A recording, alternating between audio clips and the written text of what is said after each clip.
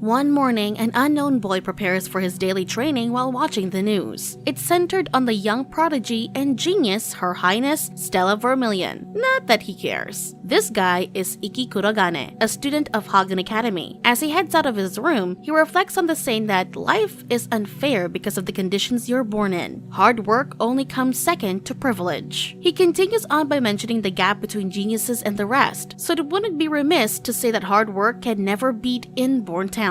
But this is the very idea that he's devoted his entire life to disproving. As he manifests a sword out of thin air, he explains how some people are able to materialize weapons called blazers, using their own soul. His final goal is to become a magic knight, a blazer that is approved by the international organization. After his morning routine, Ikki arrives back in his apartment only to find a red-haired woman clad in her dingy-ding-dings. This is usually the part where the boy swears he didn't see anything and still get whacked. But our guy here is built different. Instead of doing all that, he courageously owns up to his mistake, and as reparations, he removes his top, showing all of his ripped body. That's right, our boy's a champion for equality. Unfortunately, he still gets an earth-shattering slap. Because of this mess, the two end up paying the academy director a visit. She reminds them that Hagen Academy is a prestigious school where aspiring knights compete. Such delinquent behavior like his little shirt removal stunt will not be tolerated, especially since she was appointed to rebuild the academy after several years of lackluster results. The director calls in the girl and introduces her as Stella Vermilion, the second princess of the Vermilion Kingdom. Ikki sincerely apologizes and is willing to accept any punishment she deems fit. Uh-oh, should have been more specific, bud, cause for her, a lenient punishment would be for Ikki to send himself to the Shadow Realm. The boy is shocked. Being caught half-starkers shouldn't warrant the witness's life. He reasons this out, which only angers Stella further as flames begin emanating from her body. But just as Ikki's about to get a one-way ticket to Kebabville, he mentions that Stella was simply too beautiful, which puts out her flames and sets off the sprinklers. She's flustered and wet now from the sprinklers. As the two continue their bickering, the director decides that now's the best time to let them know that they're going to be roommates starting today. This comes as a shock to Ikki since only students of similar ranking are paired together. Stella is the highest rank A, while Ikki's the lowest rank F. As the weakest student in the academy, he's been pegged as the worst one. Stella hates the idea of being roommates with a boy, but the director manipulates the situation by pointing out that there are already several boy and girl pairs as roommates in the academy. As such, nothing inappropriate should happen. If Stella doesn't like it, then she's free to drop out. Dang, Miss Director's straight up threatening royalty here. In the end, the red-headed hothead finally agrees to be roommates with Ikki. She lays out 3 ground rules. Don't talk to her, reasonable. Don't open his eyes when she's in the room. That's a little harder, but still doable. And finally, don't breathe. If he follows those rules, then she will allow him to live outside the door. Wow. Ikki argues that she's being unreasonable and that she should at least let him breathe, to which Stella objects, saying that he's just going to smell her. Since they're going nowhere with this, the director suggests they have a mock battle to decide the rules of the room. Ikki agrees, which Stella raises the stakes. This overconfident weirdo asserts that the winner will not only get to decide the room rules, but the loser must also follow the order of the winner for the rest of their lives. And that is that. As Stella begrudgingly prepares for the fight, memories of the past come flooding back. She promised her kind mother that she'll become stronger so that she can protect their nation. All the while, the voices of curious students resonate in her ear. Why would the strongest bother to duel with the weakest? Life must be so easy. At the stadium, the director asks Ikki why he accepted the duel with Stella. Well, it's obvious. With low magical scores like his, the only way to graduate is to win the school's 7-star swordsmanship festival. He'll eventually run into Stella there anyway, so it's good practice. The result of this battle is obvious, at least on paper. Still, a handful of students spectate to see Stella in action. As the two face off, Stella inquires if he really thinks that his hard work can overcome her talent, not that he has anything else to rely on.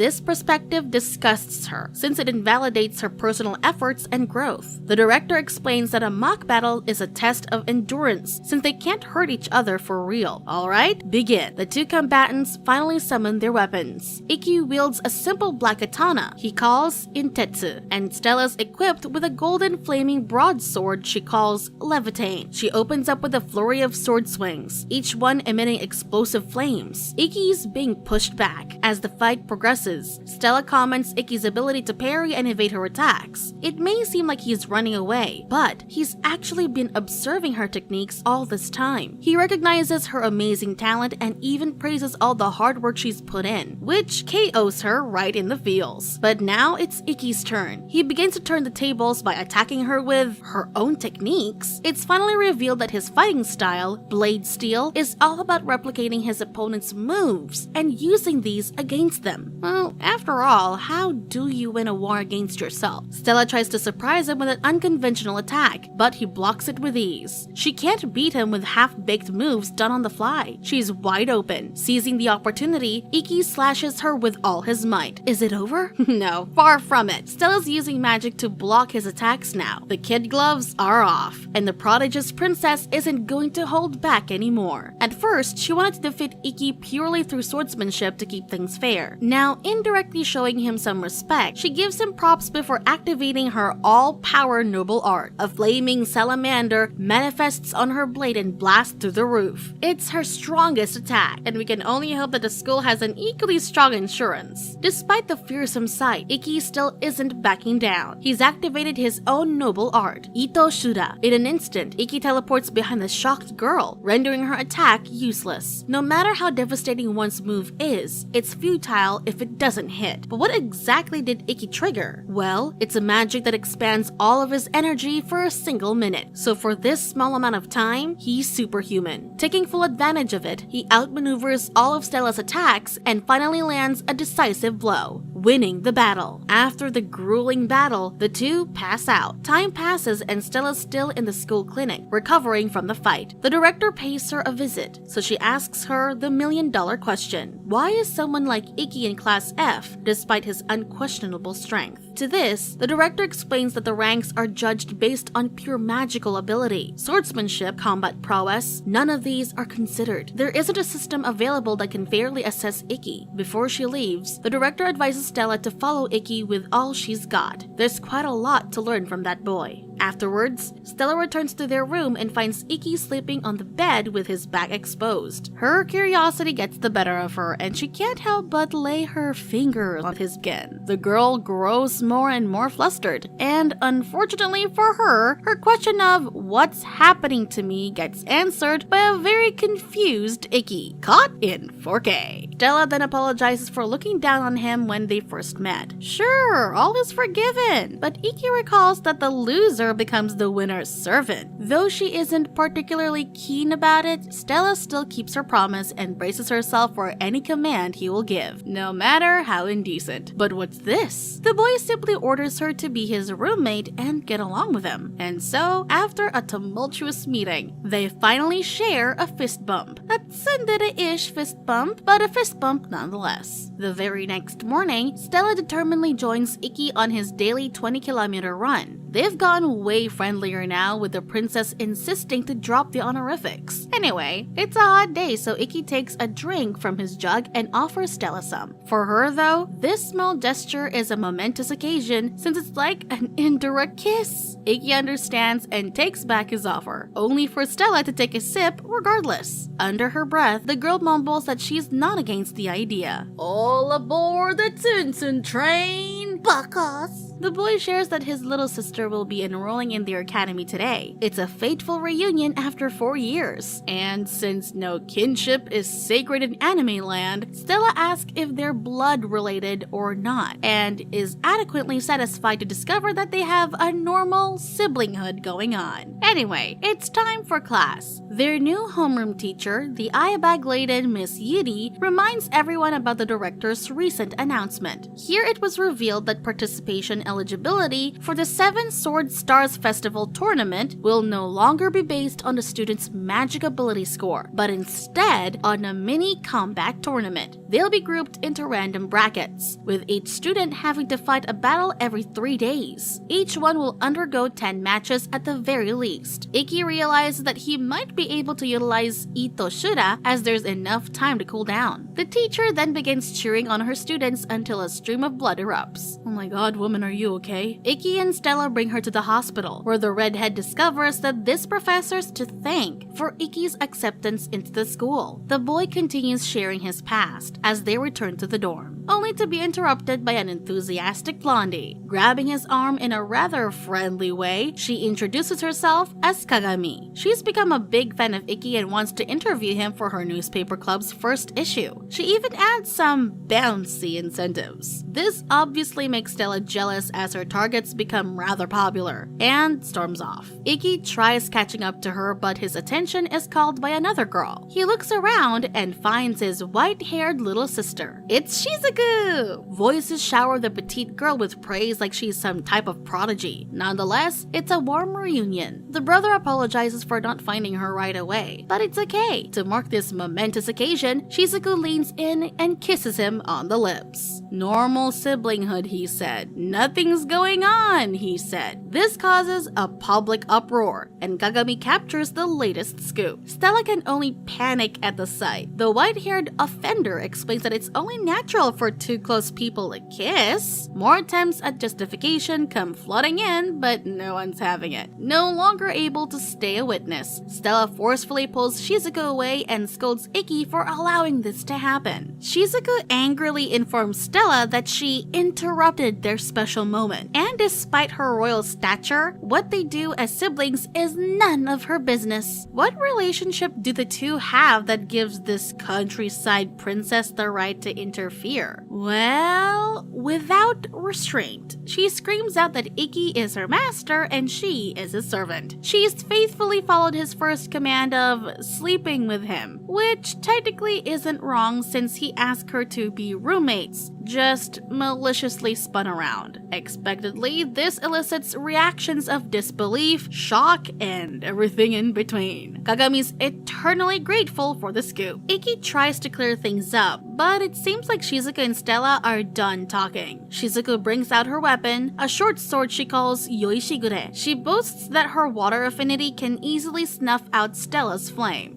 A panicked Ikki tries to defuse the situation, but Stella pulls out her own weapon, Levitane. The two then insult each other's weapons and chest sizes, with Shizuku being modest and poor and Stella being big and useless. How did it come to this? Anyway, contact between the two causes a reasonably sized explosion which prompts everyone to escape. After the fight, the director goes easy on their crime by sentencing them to bathroom cleaning. Not one, not two, but all 27 bathrooms on campus for a week. They understand that they've been let off lightly, but are still going hard with the insults hurled towards each other's sizes. The bathrooms are finally cleaned, but their words aren't. In the heat of the argument, Shizuku reveals that Ikki was treated so badly at home that they even pretended he didn't exist. A shocked Stella asks what this means exactly, but Shizuku simply walks away. The sister enters her dorm and meets her roommate, a boy with purple hair named Alice. Meanwhile, Stella waits for Ikki outside the training facility. She decides to straightforwardly confront him about what she learned. Despite his surprise, Ikki explains that he was planning to tell her anyway. He continues sharing that he comes from a renowned family that produces exceptional blazers. His great-grandfather, Ryoma Kuragane, is a man lauded as a hero for leading Japan in the past Great War. When it became obvious that Ikki wasn't gifted with talent, the family ignored him completely. They wouldn't even give him a seat at the dinner table, and the poor boy was simply trapped in his room. During a New Year's Eve gathering, Ikki couldn't take it anymore and decided to run away. The little boy lost his way in the ongoing snowstorm. As he was losing consciousness, his heroic great-grandfather encouraged him to keep on fighting, as his weakness makes his victories that much more meaningful. Ikki took his words to heart and worked extraordinarily hard to get admitted to Hagen Academy. It's his first step towards becoming a magic knight. Sadly, his family found out and pressured the school into making sure he wouldn't graduate. This led the past director to craft policies that were obviously meant to take him out of the game.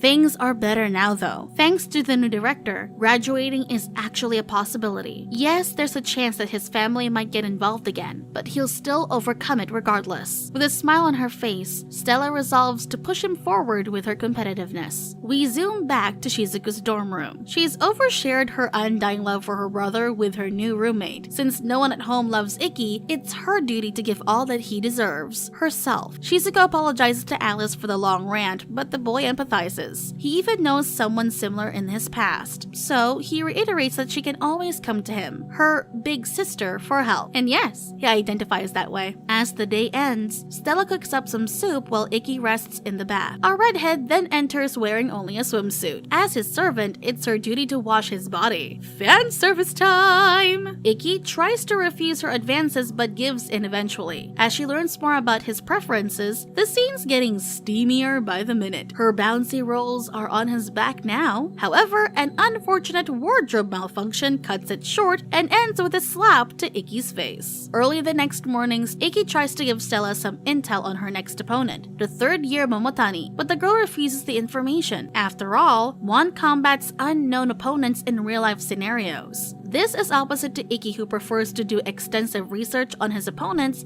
before the fight even begins. Even though we're polar opposites, nobody gets along better than us, Ikki says. This causes Stella's face to grow beet red. Just as class is about to begin, Stella tries to invite Ikki to a date only to be beaten to the punch by Shizuku, who invites him to go shopping on the weekend. On the day of the date, Stella has Ikki bring her along while Shizuku pulls in Alice. Tensions are already boiling between the two ladies, or should we say three, as Alice introduces herself, a pure-hearted maiden / his sister's roomie. He also jokingly snuggles in with Ikki and expresses desire to join the harem, only to be threatened by Shizuku's sharp blade. This little sister will do anything to keep her brother to herself. The group heads into a shopping mall, where the siblings hold hands as they stroll. There's no malice in it, at least on Ikki's side, but Shizuku weaponizes it to assert her superiority over the annoyed Stella. Now they enter a cafe to get some dessert. Ikki gently removes a little spot of cream from Shizuku's face. This makes our aggressive girl panic and lose her marbles. Alice even comments how she's good at making advances but bad at receiving affection. Our redhead gets a wee bit jealous and tries to coerce the same reaction by covering the bottom part of her face with cream. Santa, is that you? Unfortunately, Ikki stands to grab a towel. Unbeknownst to the group, a menacing villain is leading several armed men into the mall. They take over the security room and successfully dismantle the guards. Uh-oh. After their cafe stint, Alice and Ikki went to the bathroom, when the latter thanks the former for befriending his sister. She doesn't have a lot of peers after all. Alice verbalizes that Ikki is truly as kind as people say, but that's also why he freeze. A pair of armed men suddenly kick open the door and spray their rifles. Everything's riddled with bullet holes with no signs of life. As the culprits leave after their deed, our duo steps out of a shadow. Luckily, it appears Alice has the ability to control shadows and can also travel through or hide in them if needed. Alice brings out his weapon, Darkness Hermit, and uses his ability to transport them to the security room. There they find the security guards knocked out. Ikki calls the director and receives some info. The mall is under hostage by an organization demanding a high ransom. Moreover, they have at least one blazer within. The police have already surrounded the mall, but since the 4 students are inside the facility, they now have clearance to use their weapons. It's rock and roll time! In another room, Shizuku and Stella are with all the women and children who have been taken as hostages. Shizuku tells Stella that she has a plan in mind, but they have to lay low and wait for the right timing. All this planning burns to ashes when one of the gunmen strikes a worried mother on the head. Stella throws her ice cream at the villain, which angers him. Unsurprisingly, none of his bullets can penetrate her shield. The group's blazer leader then makes his appearance. He recognizes the Empire's second princess, but still threatens to shoot the mother. Triggered, Stella goes for an attack, but realizes it's a trap as she's blown back by her own power. The perp's ability allows him to absorb all power with his left hand and release it with his right. He's now looking to make an example out of her. The crooked man demands her to beg for forgiveness in her unmentioned unmentionables or he'll start sending hostages over to the other side. Ikki, watching from a hidden spot nearby with Alice, shakes in fury as his partner obliges. He can't bear to see her humiliated like this, but his companion tells him to wait as his sister clearly has a plan. Just as he says this, the plan springs into action. Shizuku's humongous barrier covers all the hostages. With the others now safe from harm, Ikki is able to jump in. He flies from the ceiling and instantaneously activates Itoshura, sending all his senses into overdrive. Even more amazing is his ability to temporarily trade in his color perception to move more rapidly. Since the leader can absorb power with his arm, Ikki simply slices it off without hesitation. Desperate, he commands his men to destroy Ikki, but they've already lost to Stella. Too bad. The group celebrates their win as they've defeated the primary antagonist in this scenario. There's still a lot we've yet to learn about Ikki, but we feel that there's even more he's yet to discover about himself. With honest and passionate friends like Stella by his side, things should be okay no matter how turbulent the journey becomes. And his goal of winning the 7-star swordsmanship tournament should be within reach.